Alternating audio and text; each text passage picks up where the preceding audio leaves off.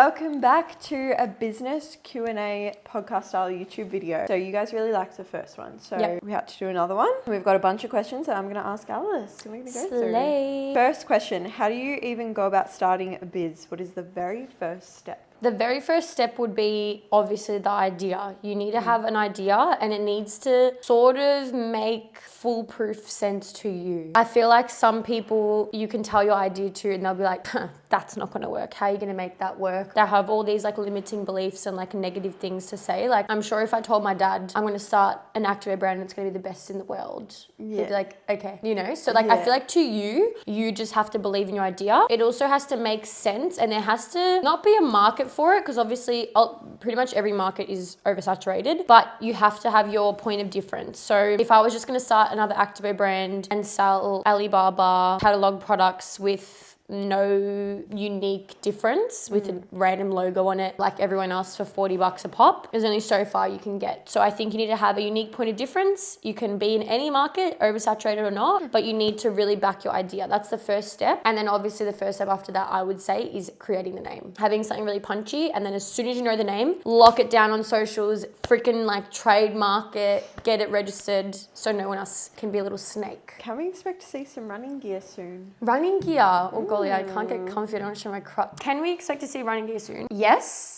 I wouldn't say soon, but for anyone that doesn't know, especially in fashion, you work so ahead of time. It's something that we're still perfecting because realistically, we should be designing for 2027. We've designed for 2026. We know what each month is going to entail, and I can guarantee that there is a run club collection next year. It's the only collection I've actually leaked because I had to ask people and runners and the community like, what the fuck do runners need and wear, and like what do you wish was in your running gear? So yeah, it's coming, but another little fun fact, like 2026 is already designed, locked in. I showed the girls last week. So whatever you see launch 2026, Jan, Feb, March, August, October, whatever, was designed mid 2025. Crazy. Do you have any tips for staying consistent when posting at the start? Yeah, and you can obviously help with this as well. I run the Instagram at the moment and Lauren runs the TikTok. At the very beginning, obviously, I did everything. I didn't have any employees. So at the start, I would say keeping up to date with TikTok was just a matter of like, you don't have a choice. Like this is one of your daily non-negotiables. That was for me anyway. One of my daily non-negotiables was to make sure I had 3 TikToks to post every day. And if I didn't have something, I was filming it, whether it was a packing video, clean my office with me, which was my spare bedroom. Anything that I ordered for the business was an unboxing. Like I unboxed the first printer, I unboxed the standing treadmill pad thing. I remember I unboxed the turntable. I remember that the turntable. Like I'd unbox anything that was to do with the business and make it a video for the sake of having videos to post. And then other fun trends and stuff. It's a non-negotiable. It's part of your business. It's like getting up and taking your morning wee. You do it every day. You don't think and it must be done. For me, Instagram was something a little bit different. I saw TikTok as a platform where it was really helping me grow faster. So there's obviously a little bit more motivation to post on there. But Instagram, I'd say, just me personally, I schedule once a week or once a fortnight for Instagram on a scheduling app or website. So we at Aver use later scheduling, but there's heaps of apps. And I think it just, for me, I can't post on Instagram every day on like as like a grid post. Like, and you want to see your grid as a whole and the whole collection as a grid. Yeah. So planning on there, moving things around, and that just posts every day. You don't have to think about it for the next fortnight or the next week. I think posting is like, it should be a non-negotiable for your business, especially if you're trying to grow. The only way to grow is through views and reach and being seen. And you don't, unless you're going to a market every weekend physically being seen, how the fuck else are you going to grow your business if you're not posting? So if you're not making that a non-negotiable, I'm not understanding personally. Yeah. How else do we stay consistent? Well, we just plan TikTok content out at the start of every fortnight. So I sit down, it takes literally 20 minutes to just sit there and plan out like 40 videos for a fortnight. So just plan out what you want to film, and then you really have no excuse to just film them. Yeah. We also, Lauren and I just being online all day, every day anyway, if we see anything that we feel like we can make into an Aver version or a trend or whatever. We're consistently sending each other videos, trends, saving them into the Aver TikTok account, so that if we're ever sort of like a bit stuck or what should we fit in there, what can we post for this or whatever, like just having a bit of a batch of things to lean on is always, I think, helpful. Anyway, like sometimes we'll be like, oh, like let's do a dance video. Which one? Go into the dance video sort of saved category folder and pick something. Yeah. Don't deep it. Just do it. Don't deep it. Just do it. Interesting one. What's your least favorite thing about running a business? I think I said this in a different type of way in the last video, but for me, it is managing people. I think based off the way my business is structured and the way I am and the way I treat my girls, my employees, I'm friends with all of them, which probably will bite me in the ass at some point for something. Like it will naturally, because it already does. Because whenever I sort of have had to have average conversations, it's extra bad. Like it makes me extra anxious, because you know it's like telling your best friend that something not nice, like it's you don't want to have to do it. So I think managing people is one of my least favorite things, just because I don't like to have bad conversations with anyone. Like, but for someone that day in day out you're friendly with, bouncing ideas off, laughing, doing boot camp after work, like it's shit. So managing people has to be my least favorite. I would also say managing expectations, more so with myself actually, is probably another thing that I do not love about business, because it is really, really hard to see your business have an average month. It's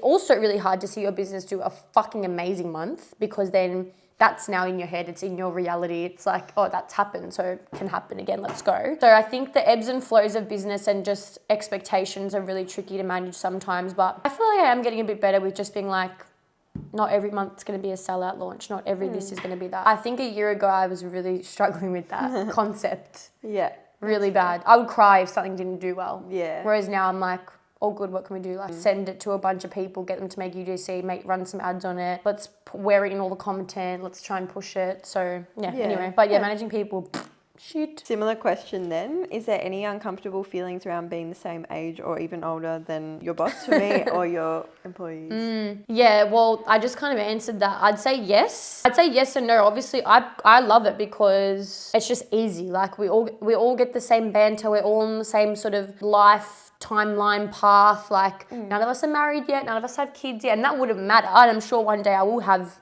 people that are married with kids work for me.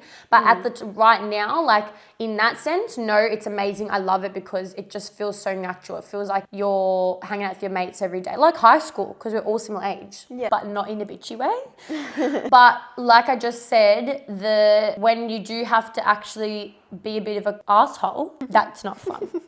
And it's not fun for anyone at any age or to deal with anyone. But when you actually like the people and you're like, okay, but I pay you a salary, which means that if something's not up to par, or you're slacking, or you're being an asshole in the office, or whatever has to get spoken about, that's just shit. Because you have to. It's not like I can just brush under the carpet, because I'm like, well, then I'm going to pay you every week and I'll be salty at you, and it's just shit for everyone. So in that aspect, it is tricky. I will be honest. What about you? I think it's different, because I don't think it's necessarily age that affects, like, I don't think of Alice differently because she's similar age to me. Do you think about my age often?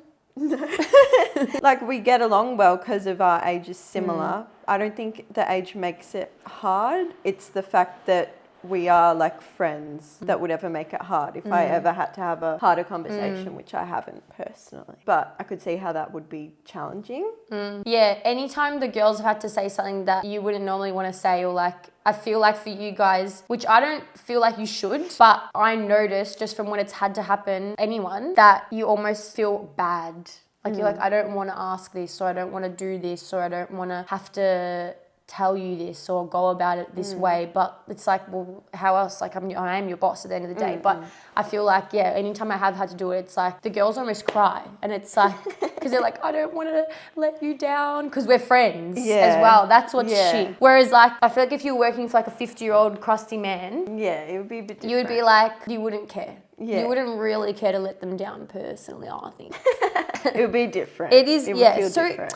It's a bit of a weird one. Yeah. It's a yes and a no. Like anything has its pros and cons, but it's definitely not a normal structure, even compared to jobs that I've worked in. All of my managers have been, or bosses or whatever, have been in their 40s and male. Or like 60s and female manager calls. Do you know what I mean? And it's always just been very bland and like cutthroat. Yeah. There's been no friendly vibes. How do you decide on the names for each piece? Ooh, okay, well, we used to kind of sit down as a group, and we still do have discussions. You actually just changed that though. Yeah, because I couldn't be fucked. Yeah, fair. Because I feel like sometimes it gets a bit salty. It gets a bit salty. True. We used to sit just at our desk and be like, oh, yep, let's make the SKUs. Like, we've got to name everything. All right, this singlet. Ooh, this singlet's really sexy. And then we'll just chat GPT, sexy girls' names. Because a lot of our products are named after female names. And we'd just be like throwing out names like bing, bang, bong, bing, bang, bong, until something is like, that is hitting. You know, and it just sounds right off your tongue. Yeah. And I still think it has to sound right off out your mouth, because the way we think is it's not just a fucking barcode. Like, we're doing talk throughs. We're talking about it on socials, where our influencers are going to be saying, this is the Sophie singlet. And if it sounds wrong, like if it just doesn't sound right coming off your tongue. Yeah. So, but now, because I gave them the presentation of the 2026 collections, I just was at home and I just fucking named everything myself. Because I was like, sometimes people get salty, and I get it. Because even me, sometimes I'm like, what about the Saskia singlet? And everyone's like, nah. And you're like, it was the colours last time. The colours. And then everyone's like, I said that. That was my first suggestion. I just, I can't be fucked. But if I struggled to name anything, I did ask the girls. Yeah. And actually, when I was giving the presentation, I'm like, any comments, queries, suggestions, names, colourways, anything. Yeah. Yeah. So honestly, for us, ChatGPT. Yeah. Or sometimes I'll put in the CADs of the collection and say, give me some like item names, or like if I put in a hoodie and I'm like, we don't really call our sweats like Gemma hoodie. No. If I need something more like stronger sounding, like it's just all ChatGPT. Yeah. Give me something strong and unisex sounding that is like combat vibes. And it'll be like, and we're like, staple hoodie. A little bit of an exciting one. Okay. Will Signature Scrunch come back? No. Oh, okay. So this one's actually has been 12 months in the making. Signature Scrunch, for anyone that is new or just coming across this video, was the first product I ever launched with, and the only product I had for like literally 9 months until I had the shorts version, and I had no crops for like literally a year and a half. All I sold was leggings and shorts, and just new colors, new sizes. Yeah. But that was a very monumental product for us and for the business, and I will never chuck out our archival Signature Scrunch pieces because it's just nostalgic. You know? Yeah. However, as a business owner, you've got to keep, especially in activewear clothing, but activewear is very fucking cutthroat. Like, there's new shit, if not every year, every month. Like, someone's invented some shit and you're like, fuck. Yeah. So I wanted to keep adapting. I also launched with a catalog product. So Signature Scrunch was a catalog product that I made a few amendments to, and I was very happy to launch with it. And at the time couldn't afford to create a custom fabric, fit, scrunch, anything. Like, I couldn't afford that, and I just wanted to get my business going. And I've always been transparent about that those leggings were not 100% custom. So in saying that, I wanted to now, with the funds that we have and the community that we have, match the energy of everything else that we're launching. It needs to be custom. It needs to be exciting. It needs to be something that not every man and their dog has at their brand, in their brand. So 12 months ago, I decided to stop buying any more Signature Scrunch. No orders were made, and whatever we had online was the last of it. So I just let it die off. Once pumpkin was sold, it's off the website. Once candy apple was sold, off the website. Once chocolate was sold, never got restocked. And then I think now we have like a few big sizes in black and a few sizes deep taupe. But like, we have fuck all, right? It's gone slowly. Because a rebrand is coming this month, October 23rd. At 6 p.m. AEDT, you will be able to purchase the first ever rebrand of our seamless scrunch. I can't even believe that it's October, but anyway. I know. Like I said, 12 months in the making, custom fabric, custom colors, custom fit, custom scrunch that no one else is fucking even doing right now. No brand in the whole world, I can guarantee it. Custom waistband height, leg length, like everything we customized to the T because we could. Chrissy and I flew to China. We saw the factory. We saw how it gets packaged, gets made. We saw the machines. We touched it. So yeah, it's just going to be such such a fucking huge, exciting month for us, and I can't wait to finally be able to sell some more seamless. Like, our community's been gagging for it, and I just hope it lives up to what Signature was for our customers. But I think it will. Like, I've been wearing the samples now for most of the year to death. Every single Pilates class, I'm wearing them. Even if I don't wash them, I wear them again. Because I just can't. Which is a good sign. I think if I'm doing that and I live, breathe, design, own activewear like religiously, that's a good fucking sign. Okay, this is a bit of a controversial one because I've seen people quite opinionated about this. Why do you do limited edition? Oh, okay. People get really salty. So if you're wondering if it's a strategic business decision, yes. And also, no. Yes and no. Strategic for us, I would say, is in the marketing side of it. If you market something as limited edition, never coming back, a lot of people, even Lauren, get sucked in.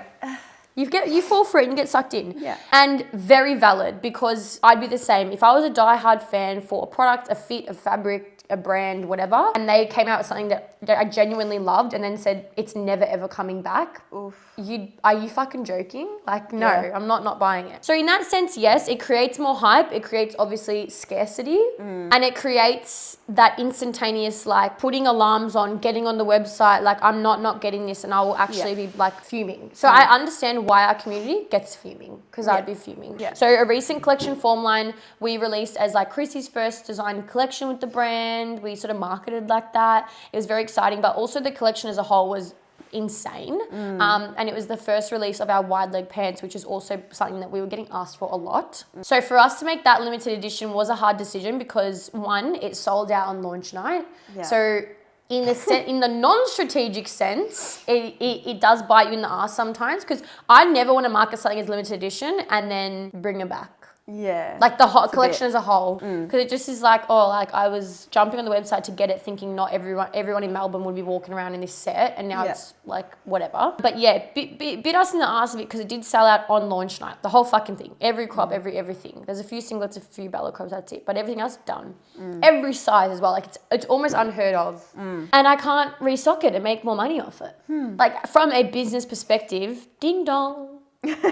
Like, so sad. But I'm also not mad about it. I'm going to stick with my decision because, one, our warehouse can't facilitate every collection being restocked at all times. Our bank account cannot facilitate restocking everything that does decent, not even like exceptional, decent. Because that's what people would be asking for. And coming out with new collections and preparing like for certain things. I actually know.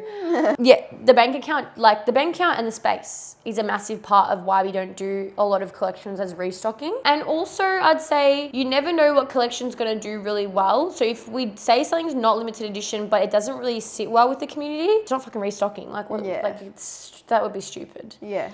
So yeah, but Winter 25, Staple Sweats and Formline were limited edition. They're never coming back. There's still some Staple Sweats online. So if you get your fingers on it, just know that you'll be the only people wearing it next year, because it's never come back. Do you ever feel like you're in over your head? If so, how do you combat that? I would say no. I actually feel like, not even just saying this for the sake of trying to seem a type of way on socials or in this video or anything, like, I actually feel like I was born to do this job. Like, when I was younger, I can dance, I can sing, I love acting, and like I love all these other things that I could have pursued. But once I've now gotten really into this role and this job and this career of creating clothing, having a really strong community, like building confidence in women and designing and marketing and thinking outside the box and trying to be unique and like, it's just like, it's literally what I was born to do. Like, I can't explain it. With the TikToks involved and everything, like, so I don't actually feel like I'm in over my head. I feel like I'm exactly where I'm supposed to be, and it's a nice feeling. Do you feel the same? I don't know. Maybe you do, maybe you don't. Wait, in your role, like your job, do you feel like it's what you were supposed to do, or do you feel like maybe you're... Oh, no, definitely. Yeah, where I'm meant to be. Yeah, it just, I feel like when there's moments of feeling overwhelmed because you're busier than normal, obviously. But I never feel like, oh my God, I've gotten myself in over my head. Yeah. Obviously, some months, this is biting off more than you can chew, the same thing. Yeah, I think I would say so. Okay. Well, I feel like, you know how I feel actually? I feel like, I say this to Zach all the time, oh my God, no, I've bitten off more than I can chew, fuck. But then like in the moment, I'm like, that was easy. And then I'm like, okay, what can I do? Like, how can I do more? Yeah. So I'm always actually giving myself more and more and more. Like I came up with an idea that I'm like, I'm executing this next year, whether anyone likes it or not. And it will add so much more to everyone's plate, mine included. It will have to have a new employee for it. Like it's going to be fucking mega and epic. But no matter how in over my head I may have slight feelings of, like I don't care. Like that's the difference. Like it's what I'm meant to do. I want to just keep doing more and making it bigger and seeing how far I can push myself and my business and see where we can all get from it. Like it's too fun to feel like that. I feel like it's like if you were working for like the government doing like project managing or something and they're just giving you more jobs on more jobs on more jobs and you're working OT and OT and OT like and you're not fucking loving it. Yeah, then I feel like you'd be like, I'm in over my head. Like is this even for me? Like you're having all these second thoughts and doubts, but you just you can't have them when you're doing what you genuinely love and feel like you are born. I actually feel like I was born in this world to do this job. Weird as that sounds. Would you recommend doing a pre-order model? I feel like it's tricky because for us anyway, like production takes a long time. You get a lot of people getting frustrated towards the end of waiting for their pre-order product. The only positive I'd say literally is you don't have to front the money yourself. So I see a lot of brands market their new business and do pre-order as their first thing. So like let's say someone was launching a cosmetic product, they do like pre-order, then they'd buy the cosmetic product and then they'd do their first launch as the pre-order. Yeah. And then the money that they make, because they'd order a bit more, I'm assuming, they'd obviously make profit off the pre-order as well. So they'd have the income then to put into extras. But personally, I think for clothing, no. I just feel like it's something that you need to touch. You need to be able to touch and feel and send to people and wear and like, you can get a few samples, but I don't know. It definitely has its pros and cons. And I think the main thing is just finances and budget and stuff. Chrissy can stay for this one. Oh. Come in. Guest entrance. Someone asked, what did you love most about China and do you plan on going back? So I thought you could answer together. Oh, this is fun. I think what I love, like personally I loved about China was learning the ins and outs of our actual production line. I think that was really crucial, especially in my early stages of this job, to understand how everything worked and I'm glad flowed. we did do that early on. Yeah, it really also helped us fast track, which was really, really helpful at that point in time as well. Winter 25 was purely finalized and designed and everything in China. Like it was so last minute. It was worth it. Yeah, 100%. But I think it was very insightful, the whole trip. Like Chrissy said, like it was insightful to learn everything. It was insightful to see everything get made, done, all the workers, what they do, what their roles are, how everything goes from one section of the factory to the next, to the next, to the next until it's packaged. It's very interesting. We will have to go back. yes. We will have to go back at one point whether we like it or not. Personally, I think China would be amazing to go and like travel to the main big cities. Where we went was just the factory sort of city, and if I had a choice as like a holiday, I wouldn't go back. But for work is work. Like if I have to, I have to. Like if they were like, we're cancelling all of your orders, like unless you come over here, like I'm there. You know what I mean? But I don't think I'd go back if they were like, if you never want to come here again, don't. And I don't want I don't want to offend anyone. But it's just like, it wasn't a holiday at all. No, we were doing like 14 hours so of work. tiring. No, it was like 6 days of like, yeah, it was hard work. it's tricky. Yeah. But yeah, it's definitely worth it, I think. Definitely worth it to go a minimum of once if you do business with China. Or business anywhere. Wherever you do business, fucking go. And I think it's also really nice to nurture that relationship too. I think as well, like our factory really appreciated the visit. Yeah. I think it showed them that we were really, serious about our relationship and that it really strengthened that. I think, that was a really good... You go up in the ranks in their books a bit. Yeah, you do. They're like, oh, put effort, tick.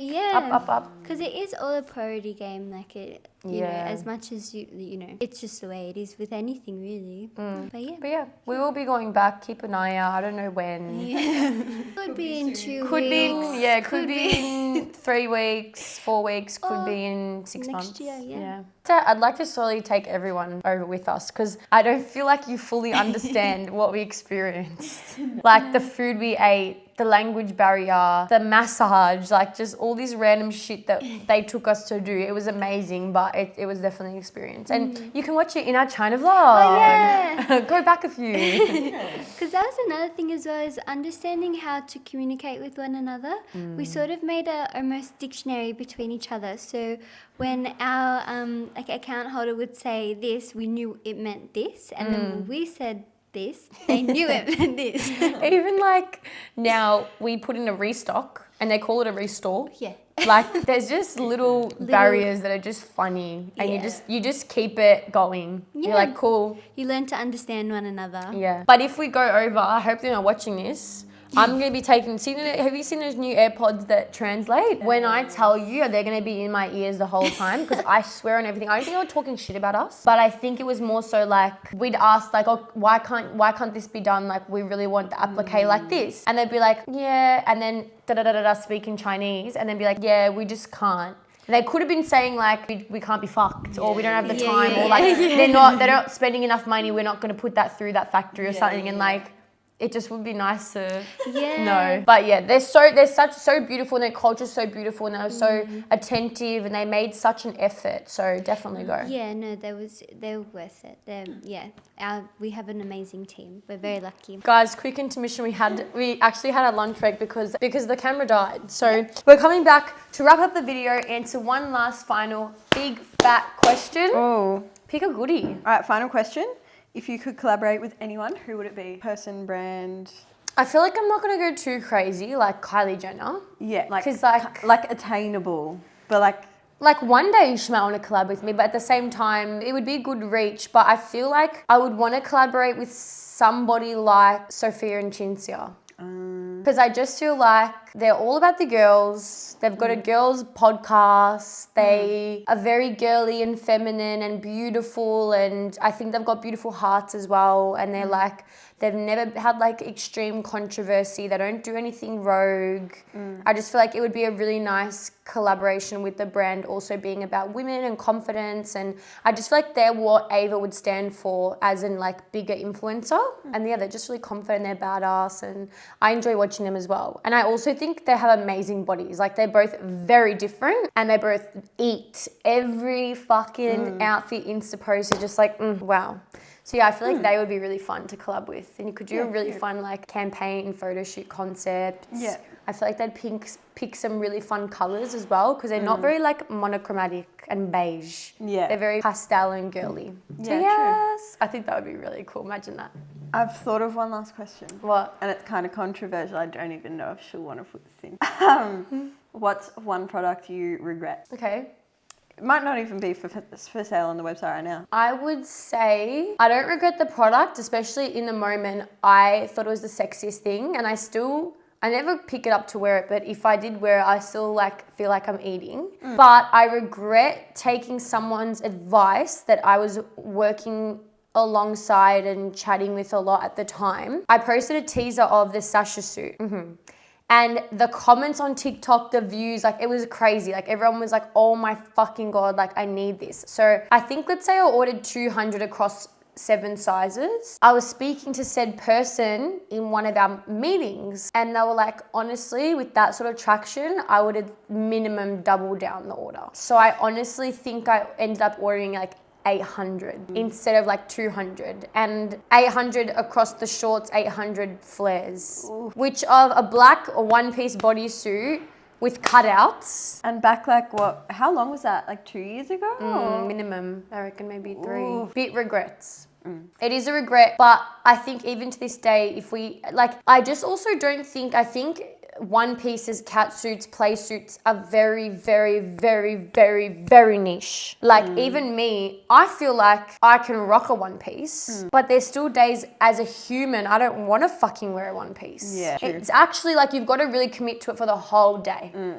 So I can understand why they just don't fly off the shelves, but any of my customers that have them, love them. Always Yeah. are messaging, or if I see them at a community event, they're like, I fucking love the sash suit and wear it all the time. I wear it under my jeans with the shorts and whatever. So I don't regret making it, but I learned a really massive lesson that day. One, don't take anyone's fucking advice that's not in your shoes. Yeah. That person didn't even have an e-commerce brand, so shut the fuck up. So I learned a big fat lesson. So I regret it in that sense. If I could turn back time, I probably I would have still launched it. So I don't regret it in that sense, but I would have honestly ordered 100 or like MOQ. You just don't like it now because it's like traumatic to even just see it. Well, see yeah, because boxes of it back still. that far ago, to be sitting on 1,600 items worth of stock is not a $5,000 order. Yeah. That's like $15,000, $20,000 just on one item that was quite slow to move. Well, it's still available on the website now. And it's Guys, help me out. It's like bucks. so cheap, please. $35, so you should get them. Yeah. Because they are cute. I'm literally losing money every one I sell, but it's okay. I just want people to wear them now. I don't care if I don't make money off them. Is that all we have time for? We've got a meeting at 2:00 and it's like 1:50. So we're going to wrap up. Thank you so much for asking more questions. I got a lot of these as well of my personal Instagram Q&As that I've been doing. So if you ever want to ask us other questions, jump on there. But other than that, thank you for coming back. Thank you. Again, Comment them comment questions. more. I want some niche, controversial questions that you probably shouldn't ask someone. Yeah. I feel like I would answer them. You would. Bye.